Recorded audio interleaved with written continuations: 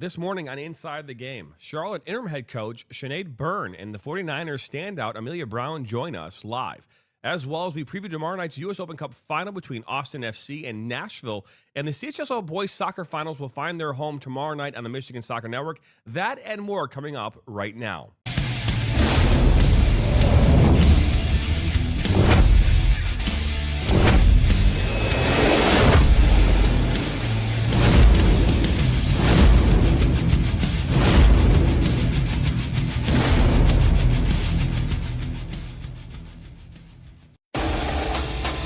Welcome to Inside the Game on the National Soccer Network.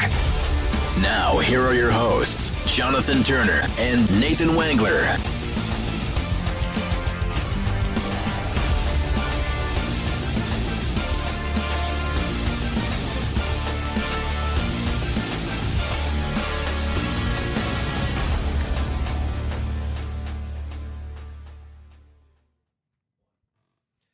Good morning and happy Tuesday. It is September the 3rd, the last day of September here. And I'm Jonathan Turner. That's Nathan Wengler, Ryan Glinsky, our producer. It is episode number 169 here of Inside the Game on the National Soccer Network. We're live on TikTok, Facebook, Twitter, Roku. Nice. I mean, everywhere. We'll just say everywhere. We're live everywhere. Yeah. But Nathan, man, how are you doing this morning? You said traffic was terrible. What was so bad about traffic this morning? The traffic was traffic. It was horrible. They're always working on something. They're always changing something. Grand Rapids is not a major city by any stretch of the imagination, but we're getting there traffic-wise. There's just so many people that don't live in the city. They live around the city, and then they go in the city to work, right? So you can set your watch to whatever traffic jam you got going on. I left the place that I was at 7:40 this morning, didn't get back until about 8:30. So, yeah, it was interesting, to say the least. But we have another couple of good conversations coming up on the show today. Exciting day around, really, sports in our area. Obviously, we got playoff baseball tonight. But some really good conversations this morning on our show. Again, woo! Let's hope. Will it be that, or will it be wah, wah, wah, wah? If I had a guess, it'd be the we got to lose two of them, though. Not that one-off wild card anymore, so we might actually have an outside chance. So there's that, at least. So yesterday we had not one, but we had two guests on back-to-back.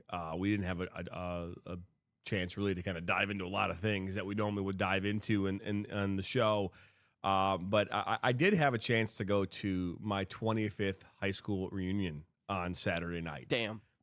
And so damn. Sorry. I did not go to my 10-year anniversary. Ryan is back there from the peanut gallery, giving his insight I'm not even at as my a 5-year 22-year-old. You didn't even think about that one. That one just rolled off the tongue. I'm not even at. Sorry, dude. I felt like Kevin Hart when he was doing that one interview and someone said he was like 16. Kevin Hart goes, "Damn." Sorry, John. Sorry. Continue. Anyways, it's okay. My wife was dreading it. She's like, I don't want to go to this thing, And it was just at a local bar. I was surprised we got there. There was like 60 to 70 people there. What I found in going to the high school reunion is that the cliques that existed then still exist today. It's like walking back, and you thought that maybe some of the clickiness or that would be less. Maybe people would be more open to talk and things like that, but it wasn't. Bowling for soup said it. Once upon a time, high school never ends. Okay, yeah. That's the ultimate truth right there. It never ends. We're all just a bunch of grown babies. We arrived at 7:42, and I left by 8:01. Damn. That's more respectful. That's that Simpsons meme of the guy that walks in, tips his cap, puts it back on, and walks out. I'm outies. I'm good. Good to see y'all. I'm glad I went so that I know that I don't have to go ever again. You said hello. Yeah, you showed up. Yeah. That's half the battle. It is. That's half the battle. It is. So you did your job. Was it an Irish goodbye? Was it just a turn around and get out of there? I looked. My wife was like, "John, what do you want to do?" I'm like, "I want to go." So it's good enough. No, I said my hellos. Peace. And I said my hellos. My high school reunions are just the local bar. in town. Well, how many reunions have you had? I mean, how old are you again? You 10? haven't had. 22. He's 22. How many reunions could you you have a have? 5-year You have one every reunion? year? Yeah, it's called the Bars. Okay, It's like once a week. Oh, Bart with the boys. That doesn't with count. the boys. Anyways, that doesn't count. Yeah, that's not. we have a great show here today. A great show. We've got Charlotte Women's Soccer interim head coach Sinead Byrne here with us, as well as standout player Amelia Brown, a senior who plays there for the 49ers as well. They will join us here on the other side of this break. We will preview tomorrow night's U.S. Open Cup final. Again, Nashville, Austin, that game taking place, I believe, in Austin tomorrow night. And then, hey, we just announced it this morning. We are going to be handling the production and the broadcast tomorrow of the CHSL finals. We did it. We've done this is the 3rd year in a row we've done this. So, and we have a brand new partner that we'll announce as well. Soccer World is the presenting partner of those 2 games here tomorrow night. So we'll dive into that. But great show lined up. Don't go anywhere. 169 continues after this.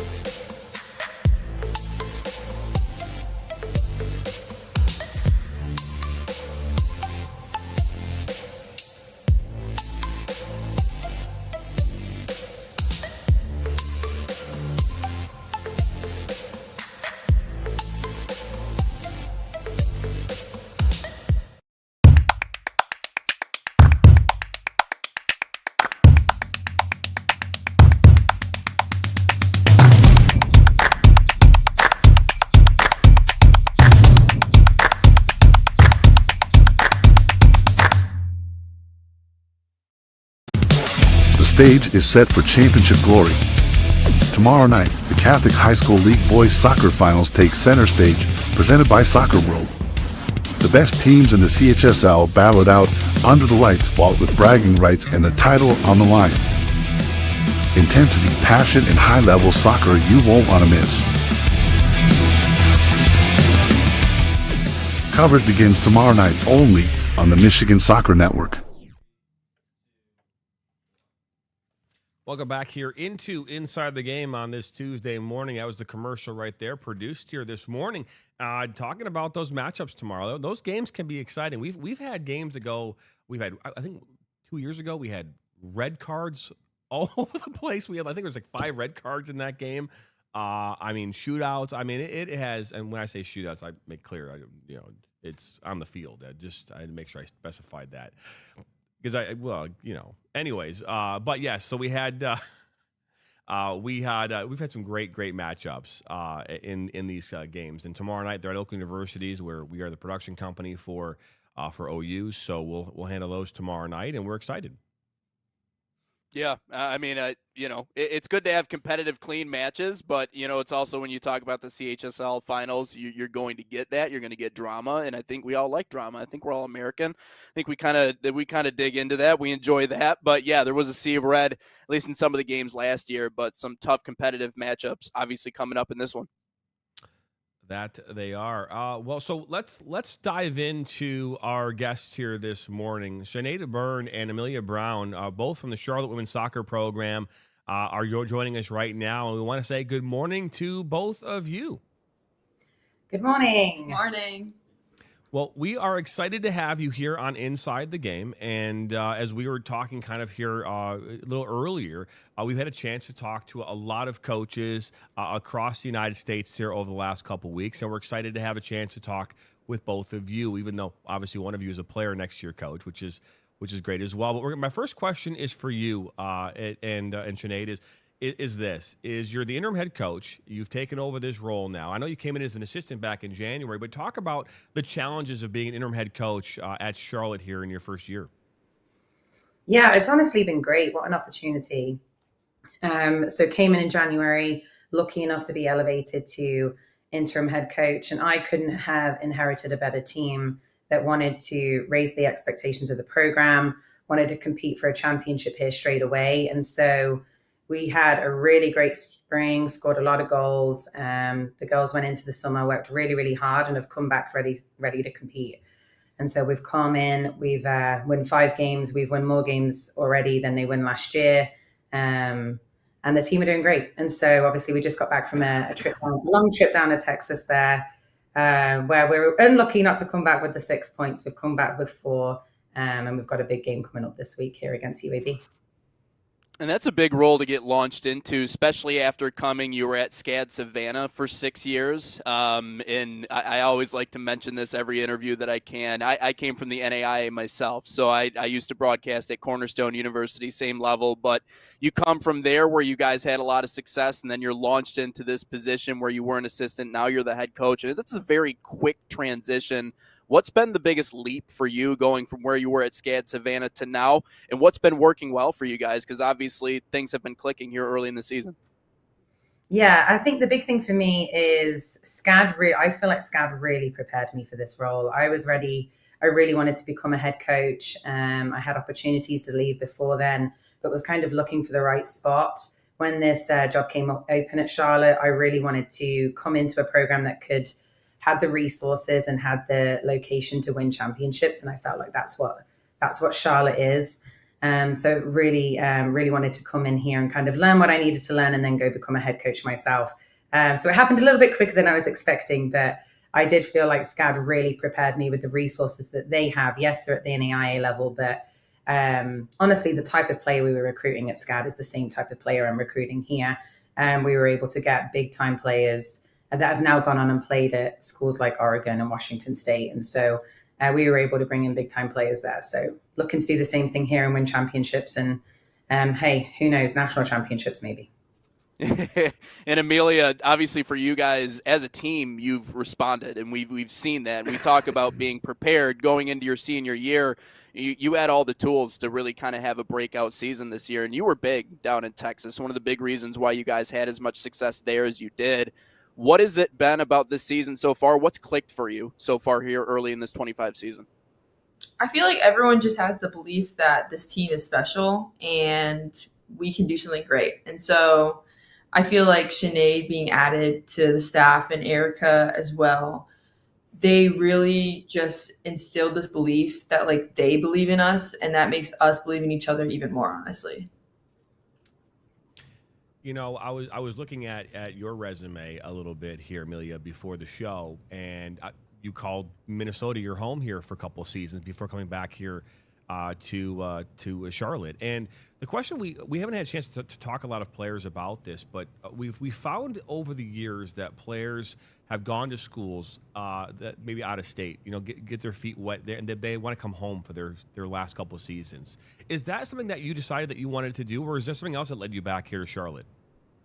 Yeah, I definitely wanted to come closer to home. I actually played with my sister for 2 years at Minnesota, and she was graduating, and I honestly just wanted more playing time as well. And a lot of my old teammates, they played here, and they had a great experience, so I wanted to come and join. No, it's really cool because we've been talking to coaches about this. The dynamics of college soccer have changed, specifically in the women's game, tremendously, right? We talked about all the time, right? Roster sizes have changed. I can't tell you how many players, and I know it's different for you now that you're a senior, but the players who were at guest last year who were committed to schools and now got uncommitted, have to now try to find a new home, has really created this kind of chaos in college soccer. What would be your message to the college athlete, the high school player right now who wants to go play at the next level, about picking the right school or finding the right home? Because I think that's the biggest challenge in the climate today, is finding a place that you can call home for 4 years. Yeah, I feel like the best advice that I could give to young athletes is to figure out what's most important to you when finding a home, and just knowing that not like everything is not going to be perfect. You're not going to have it figured out your first year. You know, you might get one thing and you might not get another thing on your wants list. So yeah, it's not ever going to be perfect, but it's just about figuring out what's most important to you.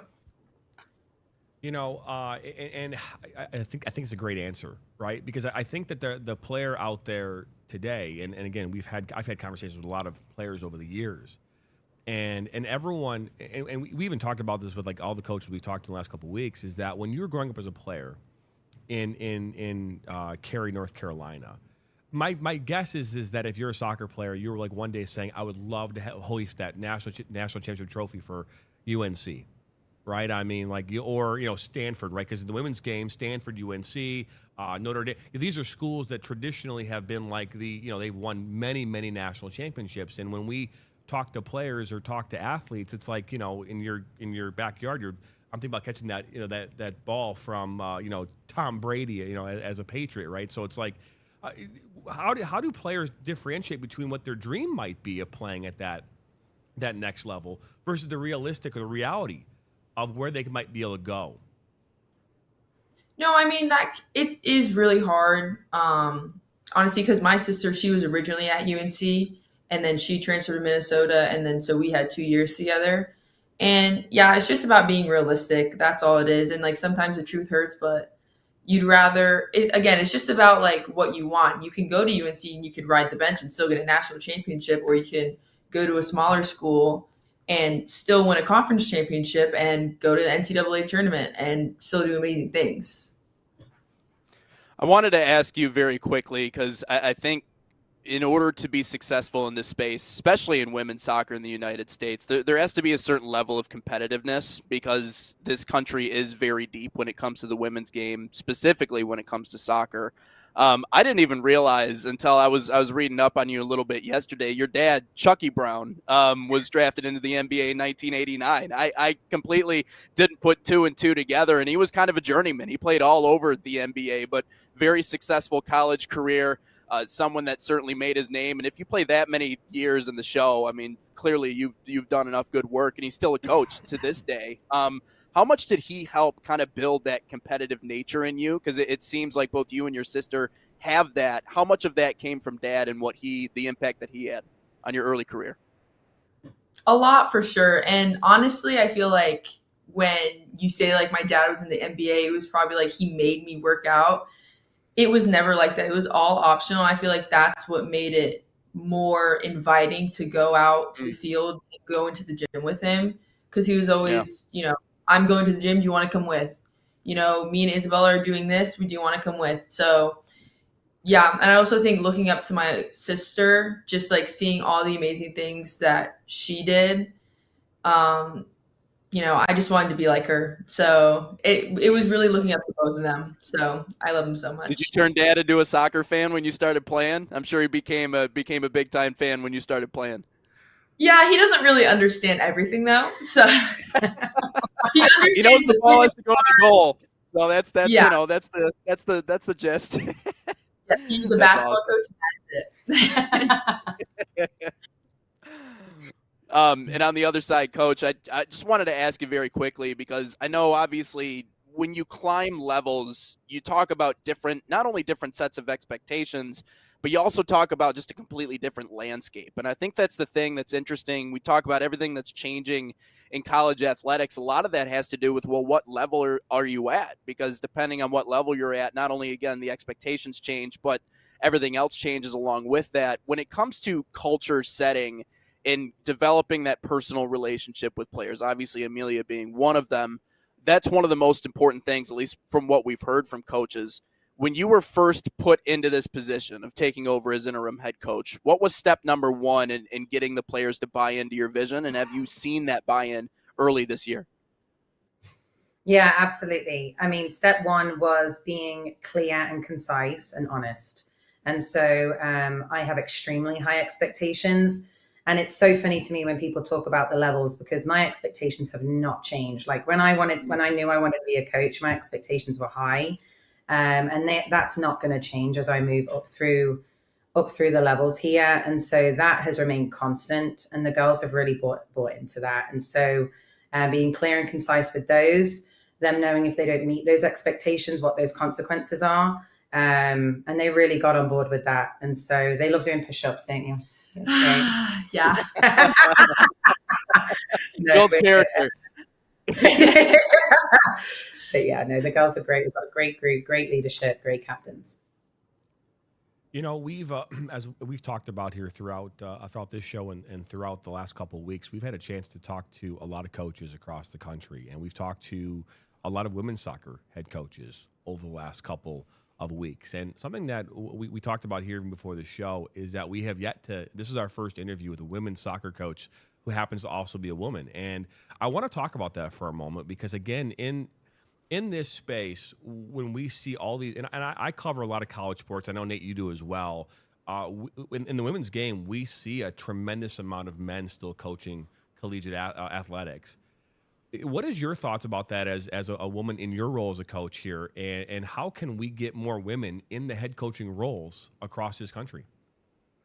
Absolutely. Yeah, I think honestly, it's opportunity, right? And so I wouldn't have gotten the interim tag here if I hadn't pushed myself out of my comfort zone and tried to not be comfortable at SCAD. I mean, obviously I had everything I really needed there, loved the location, but I knew I wanted to be a head coach at the Division 1 level. And so I had to push myself. I was lucky enough for a women's soccer coach to take a chance on me. And I do think that we just need to get more women onto staff at this level. I think it's unfortunate when we go and play and a women's soccer staff and the entire staff is men. I do think we need to get more women on the staff to give them an opportunity, and not just in the GA roles or the director of ops roles, like get them coaching. If women want to coach, we have to give them the opportunity. And then I think US Soccer is doing a really good job. I mean, I'm involved with US Soccer through the She Believes program and trying to get women into coaching. Amelia wants to coach and she's just finished her D license. And so trying to get women through that quicker, especially while they're still playing, I think, and letting them know that is an opportunity for them here is integral. Yeah, no, I think it's great because, again, and Amelia, you can maybe attest to this. You have this desire to coach, right? You have this desire. How many of your fellow teammates had that same desire? I mean, because obviously it comes from the standpoint, too, that I wanted to coach. I knew as a player that I wanted to one day be a coach, so I became a coach. I also wanted to referee, so I did both of those things. And now I'm a broadcaster, so I guess I've done all the things you could possibly do in the sport. So how many of the players do you think that you are around you that want to be a coach as well? I feel like of the teams that I've been on, I feel like only like 2 people have wanted to coach. So yeah, it's kind of disappointing to say, but I just think people have different ambitions and that's fine. But yeah, shout out Sophia Romine and Macy Bader, I guess. No, that's really. I mean, again, that's the thing too. It's just like with refereeing too, and how many players want to become a ref? Because let's be honest, the best referees are former players, and I would imagine that just like when I was growing up, there were only a handful of kids that I played with that ever thought, "Hey, I want to go pick up that whistle and become a referee." I'm curious in that how many players have you ever refereed a game before? Me? Yeah. Have you ever refereed? Have you ever gotten to refereeing at all or no? No, I've never. I'm normally the one yelling. We need more of those, though. We need more referees too. We had a practice. When was that? Last week or the week before, where I was the referee, calling some wild calls, and let me tell you, that practice went downhill real quick. Jeez. No, that's awesome. So my last question, because I know Nate's going to have a couple follow-up questions as well, is we asked Amelia about destination, about why she came back to Charlotte, back to North Carolina. We've talked with all these different conferences, and we again, when we talk about the player who's looking to go and play at that next level, there are what we call destination schools, right? And we typically your Power 5 or your if you're an athlete, you want to go play for the highest, the best conference, the best team in the conference, right? And typically that's the Power 5, right? And so like you chose Minnesota, Big Ten. It's a big time school, big program.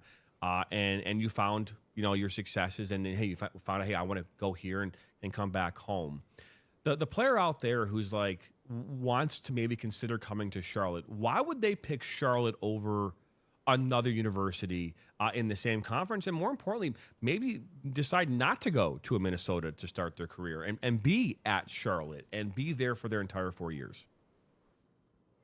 Yeah, I'll start. You can follow up. I think for me, I never wanted to go to and coach at a program that couldn't win.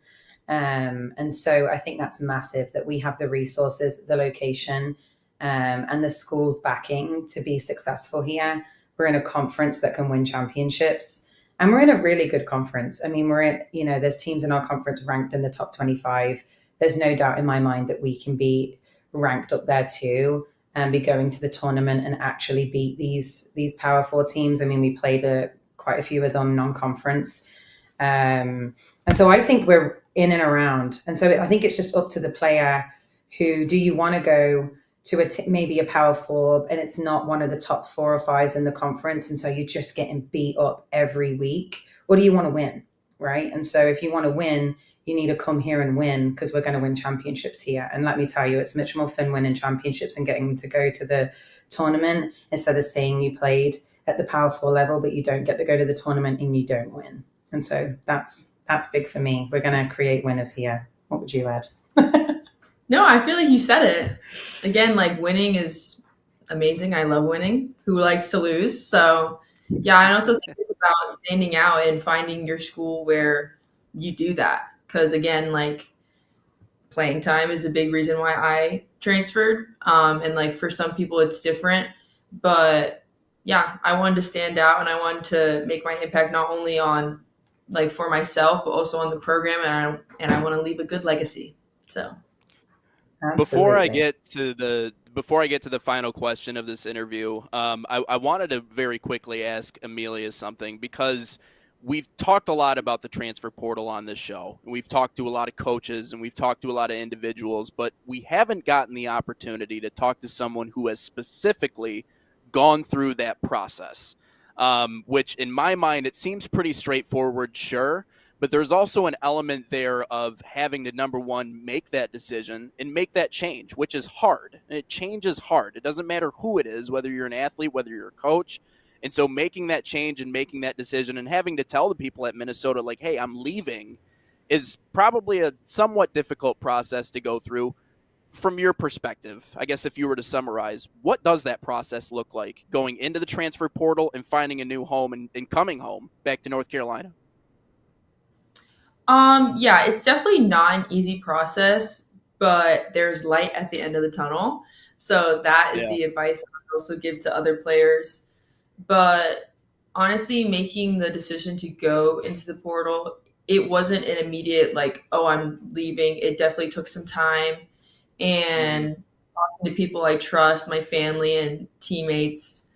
Yeah, when I made that decision, it definitely is scary, but I knew it was the right decision for me. And I would rather go into a decision or make a decision where like it seems scary than stay in a situation where I know it's not going to change.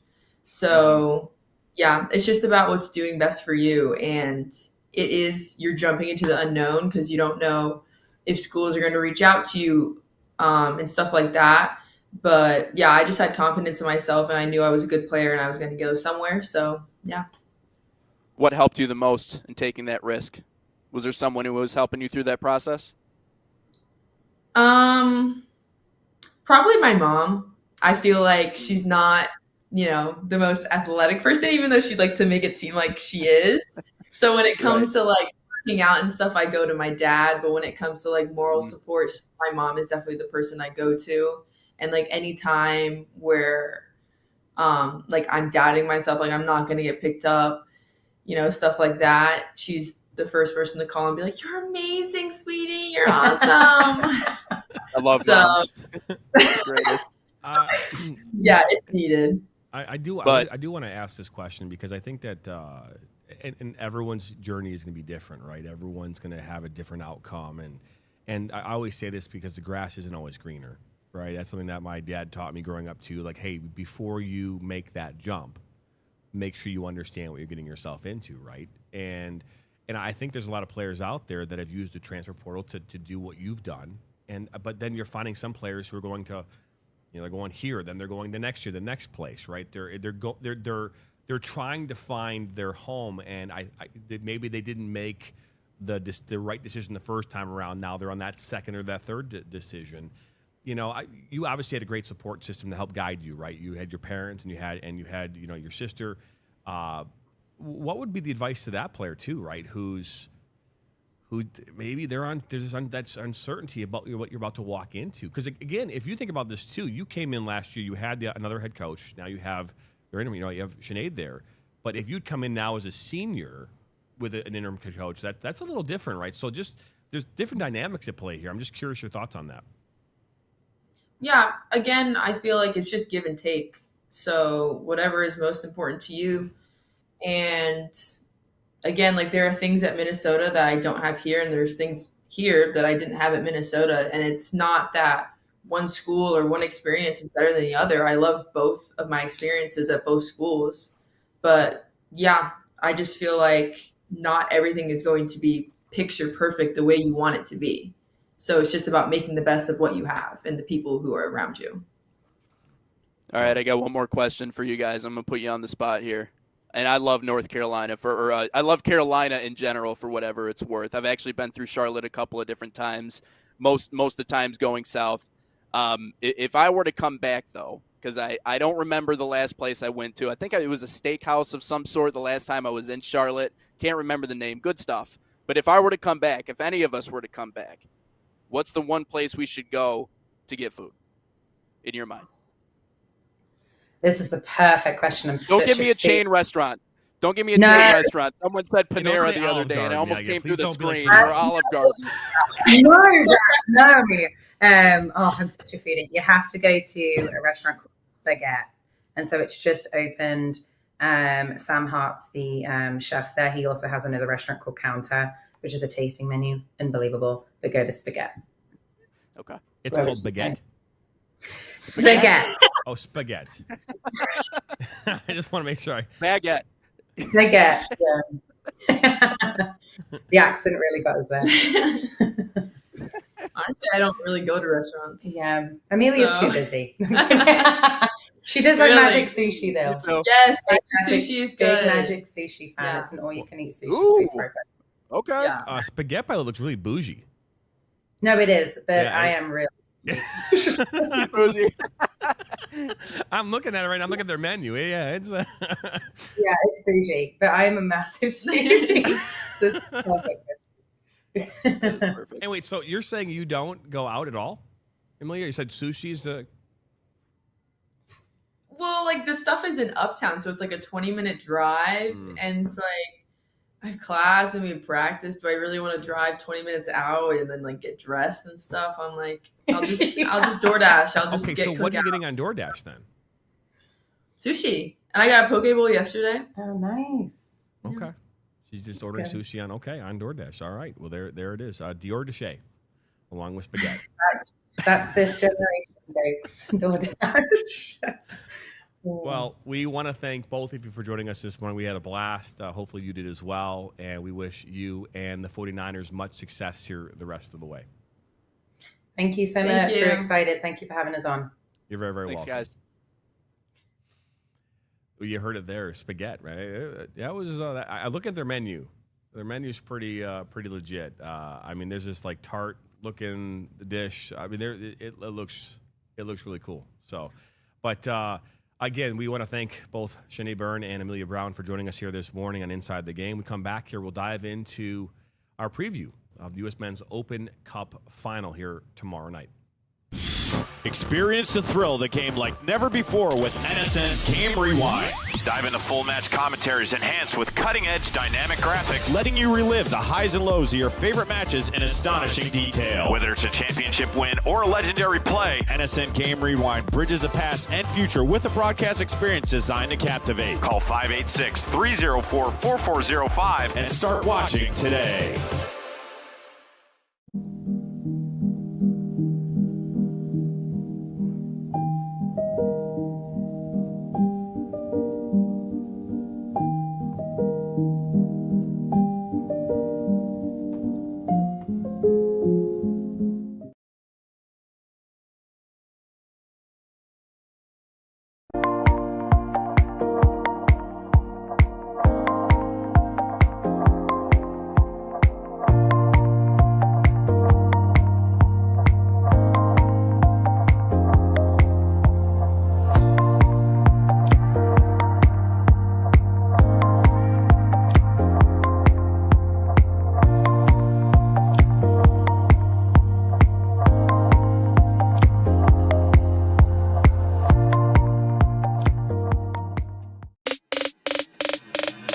An all-out battle of skill, passion, and determination.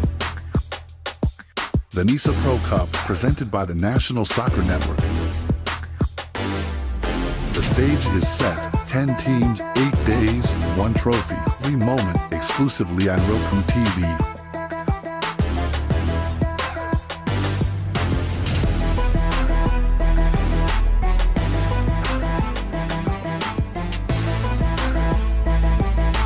It all kicks off October 13th on the National Soccer Network. The stage is set for championship glory. Tomorrow night, the Catholic High School League Boys Soccer Finals take center stage, presented by Soccer World. The best teams in the CHSL battle it out under the lights, while with bragging rights and the title on the line.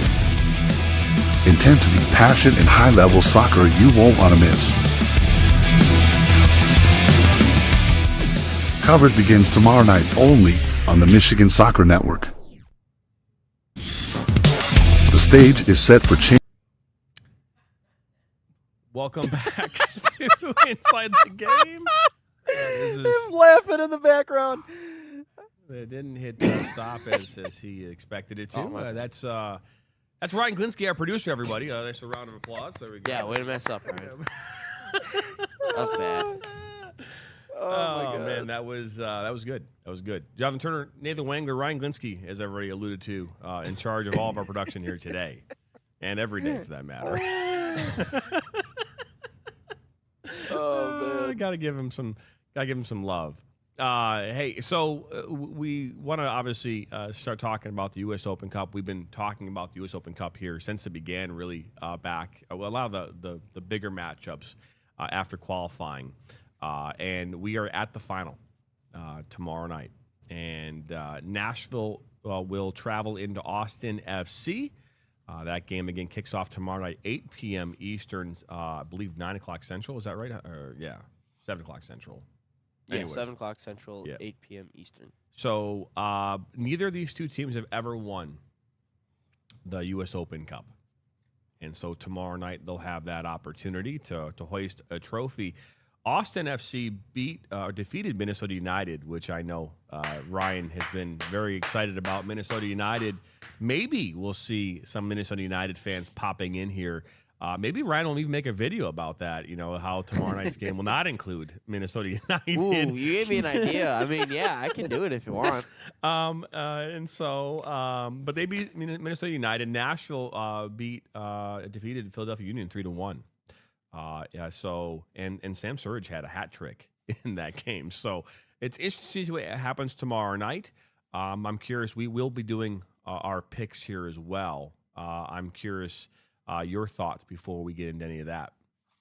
Well, Nashville has a mix of stars and dirty workers, and I like that dynamic of when you look at the way that they're constructed. It's cool to see, and that's something that I think speaks to a team that could very well win a championship. And so Sam Surridge has been on an absolute heater as of late, but I think they're a stout team. I think they're physical. I think they're gritty. I think they're all those things that you want them to be. But the big question in my mind coming into this final is, can they get past Austin FC's defense? Like, that has been the biggest question mark on my mind. And when we look at all these previews, and I've been reading a couple of them, like, can they find a way to get past Austin FC and what they've presented on the defensive side? Because this could very well, and if we're giving out predictions, this could be a low-scoring late, like 1 goal late in the game decides this, because of how they kind of cancel each other out in that way.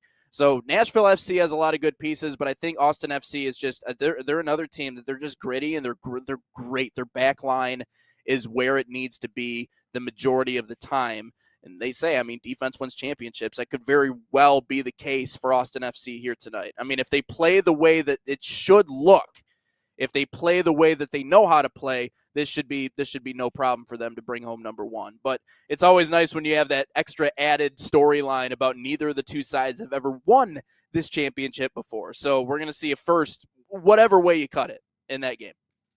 I'll add this. No Minnesota United, so I'm fine. No, I'm just kidding. But no, Yeah. But you know, I was looking at a couple of previews as well, but I was looking at a power stat strictly for you, Nate. To your point about Austin FC, they have only lost 2 games all year at home in all competitions. So every single thing they've only lost 2. But I also want to highlight this. So obviously, I'm 22, so this is fine.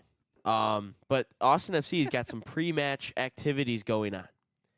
$4 Michelob Ultras.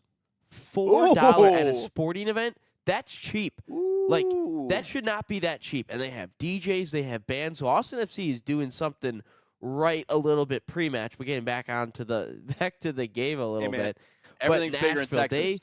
You talk about Austin FC's defense. I mean, Nashville ranks top 10 in goals and goals against. So this is going. I think this is really going to be like a 1-0 type of game. Maybe a 1-1 goes into extra time shootouts, something like that. But I think this is going to be a very, very fun game. Sam Surge, as you mentioned, he's only behind in terms of the goals Lionel Messi and Lionel Messi. So So this is going to be a great game. I'm really looking forward to it, but it's going to be a slug it out type of game for sure. Yeah, everything about it just screams knockdown, drag out, like 1-0, late goal, dramatics, something along those lines. And I mean, that's the perfect setup for a championship in my mind. But yeah, what to your point about how Austin is doing it. I mean, you know, everything's bigger in Texas, man, but also it's Austin at the same time too. Like they got a passionate group down there, and it's a good place to be when you got a home field and a home pitch that people they don't have success at, and then you combine that with a team that plays great defense. You know, I mean, that's like the steel curtain, man. Like you just can't get past them. So and they have McConaughey. All right. Yeah. So everything's bigger in Texas. They don't have Batman though. No, they don't have Batman. Hordes down. Oh man! Well, the U.S. Open Cup game tomorrow night. We'll talk more about it tomorrow. We will also give you our picks here of who we think will win here tomorrow as well. So that'll be on our show here tomorrow morning. So make sure you come back for that. Here's what we're gonna do. We've already talked about how we're covering the CHSL finals here tomorrow night. We've already played the commercial. We will obviously preview those matchups here tomorrow during our show. We come back here from commercial. We have some mailbag. We'll get into some comments. A lot of comments still coming through here on TikTok and some of our other social media. So we'll get into that here as well this morning. So don't go anywhere. Inside the Game 169 continues. Are you ready to create unforgettable moments for your audience? NSN offers professional live streaming and full broadcast services tailored to your needs. From high-quality production to exceptional coverage, We ensure your game or event becomes a spectacle to remember. Book your next game with us today call 586-304-4405 to schedule your broadcast. and let NSN bring the action to life like never before.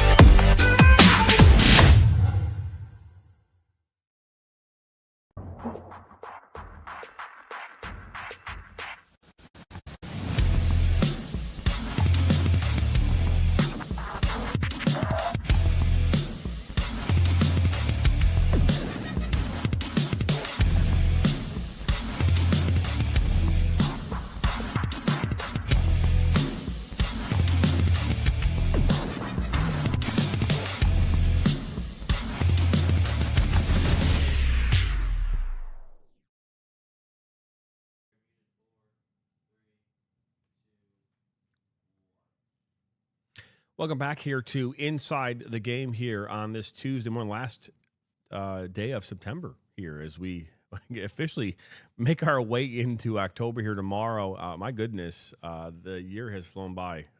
Nate, it's just flying. Yeah, well, as it always does, and so, but we keep doing our thing, and it's a lot of exciting stuff coming up. So, World Cup is coming here in less than a year, and the draw will take place here in December, and obviously we'll have full coverage of that. But it is already determined where the first match of the 2026 World Cup will take place. It'll take place here. Opening match of the World Cup will be in the Estadio Azteca in Mexico City. Has been named as the stadium for the opening match of the 2026 World Cup. This match will take place on June the 11th. It will consist of Mexico versus a nation in their group. This will be the start of the largest World Cup ever seen, with 48 teams being involved. And so that is where the first game of the 2026 World Cup will take place.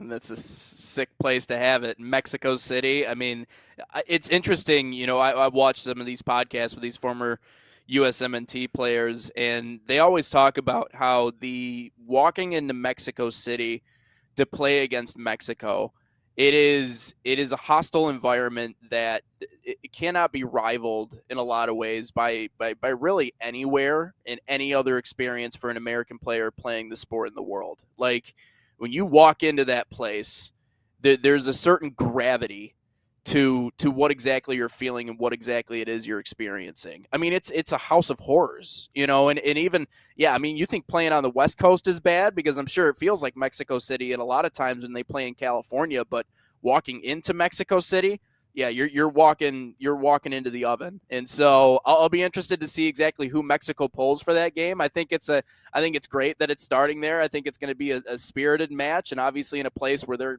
very passionate. And I know that the Mexican fans are going to show up and show out the way that they always do. But I'm interested to see exactly who they draw for that. I mean, selfishly, it'd be cool to see the U.S. and Mexico kick it off in Mexico City. I feel like that would be the most fitting way to introduce the world's game to this side of the planet, and the U.S. and Mexico rivalry. It'd be a fun time, but we'll see. We'll see exactly who they pull. Yeah, no doubt. And again, that draw will take place, I believe it's the 5th of December. It's like 12/5, I believe is the actual date it will take place. I can search that up real Don't quick. want to forget, coming up here on Friday, we do have our NISA Pro Cup drawing. That will take place at 8 p.m. Eastern between me here and, Ryan and I will handle that here, as well as other duties on Friday night. So we're excited about that. That tournament actually kicks off here a week from Monday. So we're, again, excited. Ryan keeps saying, because we're all getting over a sickness here. He kept saying we're all gonna not be around. We're gonna be dead by the time. What was it like? We're not gonna have her all be dead. Yeah. So the NISA thing, it was like last week, I think, is when I was really sick, and Bianca was sick, and then you were getting sick, and it was like, yeah, this NISA tournament's not even gonna happen because we're all gonna be dead unless Nate just carries us and does everything from a production standpoint. Oh, he's going to carry us. So I was like, all right, it looks like Physically. Nate's going to be the only one to survive this. So Carrying y'all there. That's right. One by but one. to answer your question, yes, the World Cup draw is December 5th. There you go. So I'm sure we have some comments and some questions that we've gotten here over the last couple of days on social media. I know that you posted something yesterday on TikTok. I think both of you did. That got some good comments. So let's dive into our mailbag. Oh yes, but the first, this was coming from last week. Nate made a video against his beloved Indiana Hoosiers, and everyone was like, Michigan State, it's a soccer school now, which, I mean, kind of makes sense. And there's a TikTok just being dumb. And then someone named Ryan Glinsky said, but Nate, Indiana is your team. How could you do this? How could you make a video, Nate, against your Hoosiers? It did hurt my soul. It did a little bit. No, and what even hurts my soul more is the fact that Michigan State followed that up with a big win over number 5 Michigan at the same time, right? So not only did they top number 3 in the country in Indiana, they turned around and they beat Michigan for the, what do they call it? I think they're the trophy they play for is the Big Brown Bear. That's football. Yeah, the brown big bear brown is bear, yeah. soccer, but that's a fun little trophy, man. So yeah, I mean, I wouldn't say it hurts my soul. All right, I come from a neutral perspective. Just giving my takes on this. I did like our conversation with Damon Rensing earlier this year, and I did think it was interesting that he mentioned that this group is good. Yeah, I mean, he was talking this group up specifically, and I know that's what coaches are supposed to do. Like, I get it. Like, if you're the head coach, you're supposed to talk up the group that you're coaching right now, but he might be onto something. Like, he might actually have a point. Like, the Indiana and Michigan wins are a big deal for MSU, and they're going to start getting a lot more eyeballs and a lot more respect if they keep winning Big Ten games just like that. But yeah, it hurt a little bit, okay? I mean, I know you hate my Indiana fandom, Ryan. I just, it's little old Indiana, okay? Let them have something. They don't have anything. This one also from a Nate video, actually coming from one of the shows about investing in the USL. And I want to read these two comments, and you guys can discuss it back and forth. Castro Football said the MLS is better. And I feel fine. This is the guy's name, and we around in the studio are feeling a little bit better. Says the play, yes, is better, but the structure, no. The USL is better in terms of structure. What do you guys think of that? Yeah, I mean, the USL has obviously more tiers to it too, right? And so because of that, it forces you to have organizational structure in ways that the MLS didn't have. Keep in mind, the MLS started off as its own league, and then from there it created MLS Next, created the MLS Academy, the academy system, right? And so it started off the top tier, and then it started working its way down. The USL started off with its lower tiers and worked its way up. I think that's probably a core reason as to why it might be even more organizationally structured than the MLS. I've had a chance to work with the brass at USL, and they're phenomenal. And so I've never worked with the MLS. I couldn't tell you what their interaction is like with them, but I would there's an argument for, I think, the USL being more organized. But again, hindsight being 2020, the MLS obviously did start as the MLS first, and then it created its lower tiered systems within its own leagues. And those are only, they're not that old. I mean, we're talking less than 15 years old. I think, and the MLS Next Pro, I think, is only 4 years old. I think that's important to also acknowledge. Oh, and of course the level of play is going to be better in the MLS. Like that seems like a no duh kind of question. Like, yes, obviously it's the highest league in the United States. Soccer like player of all time is also in the league too. So they look at the U.S. Open Cup. I mean, they sprinkle in the MLS teams later and they all win. So I mean, like this, of course. But the reason why I say it's a good investment is because it's a grassroots league that is growing. So that was the point in what I was saying. Like, it's time to invest your money into something like the USL because they do have a good structured system. They do, and they're continuing to grow. And they're implementing these teams and putting these teams in certain cities that have, I mean, the boom in terms of attendance has allowed them to continue to build up, continue to build more. A lot of these communities that, again, they don't have Major League Soccer, they are rallying behind the team that they do have, which is the USL team. You think of Annapolis, you think of Vermont, you think of even Pittsburgh. They don't have an MLS team. Detroit, another prime example. Like these cities see their USL team and they're like, we want to rally behind them because it's their team. The MLS doesn't represent every single city in America. Yeah, there are some major cities with MLS teams, but the USL is a grassroots league that continues to grow and expand. So from an investment perspective, like if I'm going to put my money into something, of course I would want to put it in the USL. I don't think that's something that's really debatable. So yeah, we're not talking about level of play though. That's not the point in what I'm saying. Is it a good investment? I think it is right now. Let's get into the question of the day. But before we do that, Salt Athletic, an official sponsor of us here at NSN, use promo code NSN15 to save 15% off. Scan that QR code or visit saltathletic.com today. But before we get into the question of the day, let me build this in why I picked this question. So yesterday, Obviously, we know Christian Pulisic has been absolutely killing it over in AC Milan. And I just happened to come across a video from like Italy, and these newscasters, and they're hugging each other on live TV and chanting like face to face, "Puli, Puli, Puli, Puli, Puli, Puli," and they're loving it. So my question is, why don't USA fans like Pulisic the way AC Milan fans do? Well, one is it's culture, right? We are not a soccer first country, and so I think that has a lot to do with it. We were at the U.S. men's national team game here just a few weeks ago, and I think from our interaction there, I felt like there was just a lot of love in that section for the team as a whole. But I don't know if I heard any Pulisic chants in that environment at all. Again, I think if he had scored a goal, I think you probably would have. Maybe. Again, it's what have you done for me lately? Right? And is AC Milan going to be like cheering for him if he's only gotten 1 assist this entire season? So I think success has something to do with it.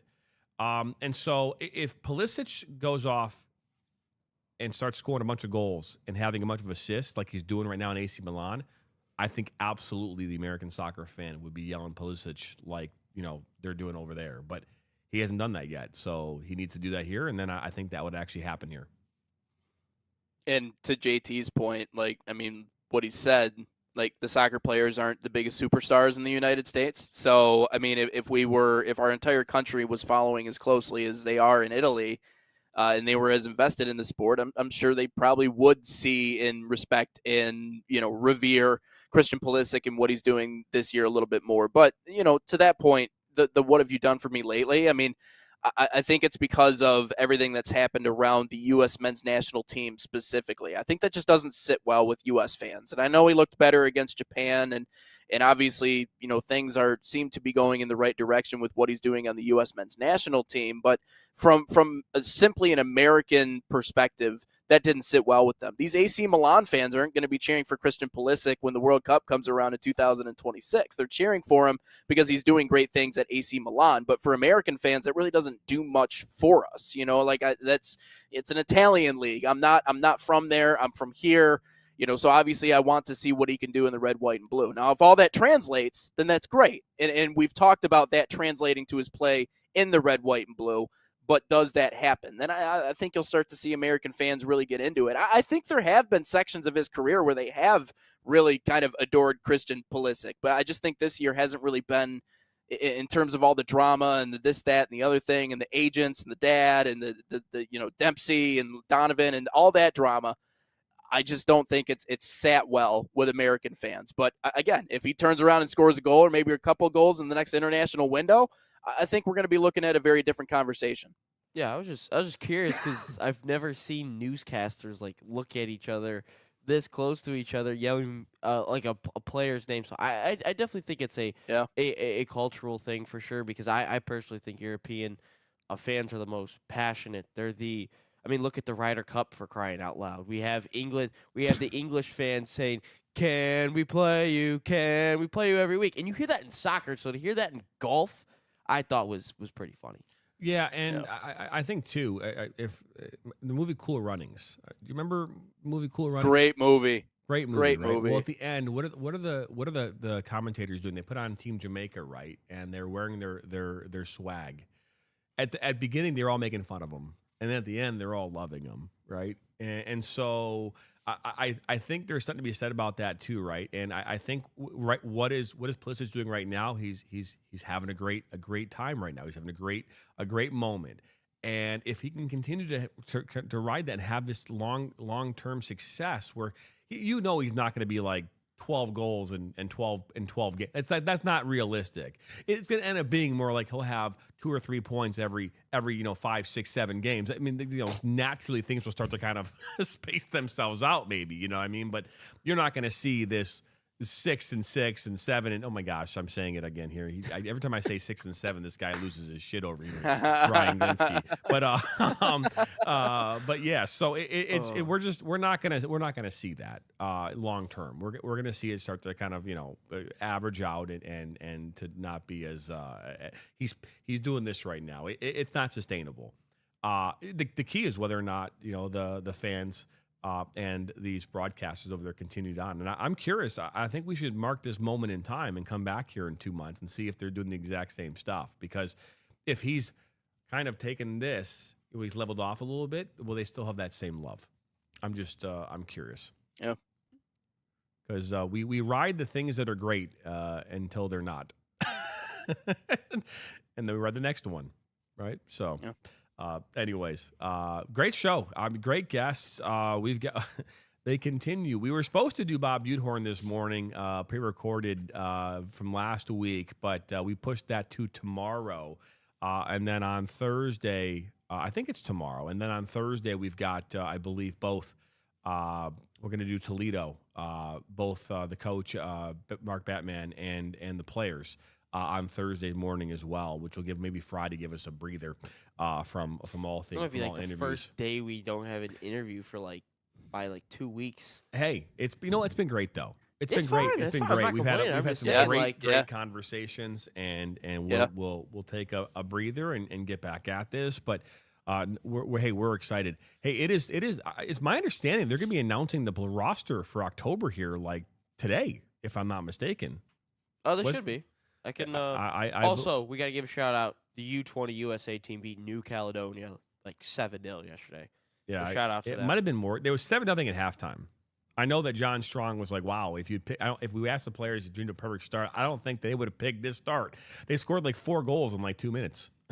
It's just So I guess it was a great start to their World Cup. 9-1. They won 9-1. There you go. They scored 1, 2, 3 goals in the first 10 minutes. Yeah. You couldn't have asked over for a New start. Caledonia? To New Caledonia. Yeah. The powerhouse that is New Caledonia. I broadcast football at the old Caledonia here in Michigan. Well, clearly they need a better. No, that joke didn't land. Okay, all right. No, it landed, but it just landed really softly. For once, it wasn't me. That's true. For once, the dad joke it wasn't coming from me. I feel good. Good I'll take that one here. Great way to end the month with Nate's joke that didn't land. Is the way that you wanted to. But either way, we're happy that you stopped on by here this Tuesday morning. Don't forget to subscribe, like us, share this with your friends and family. Make sure you come back here tomorrow. We have a great interview lined up with University of South Florida in the AAC, the American Conference, Mr. Bob Butehorn, the men's soccer coach there at the University of South Florida. That'll be tomorrow morning. So we'll be back here tomorrow. Same time, same place. That's Ryan Glinsky, our producer, Nate Wengler. I'm Jonathan Turner. Be back here tomorrow morning on the National Soccer Network.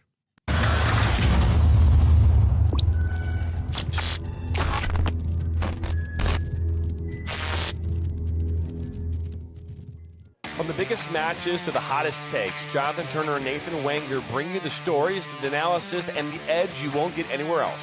Streaming live weekdays at 9 a.m. on YouTube, Roku TV, Facebook, Twitter, and all major platforms. No filters, no fluff, just real talk, real soccer. This is Inside the Game.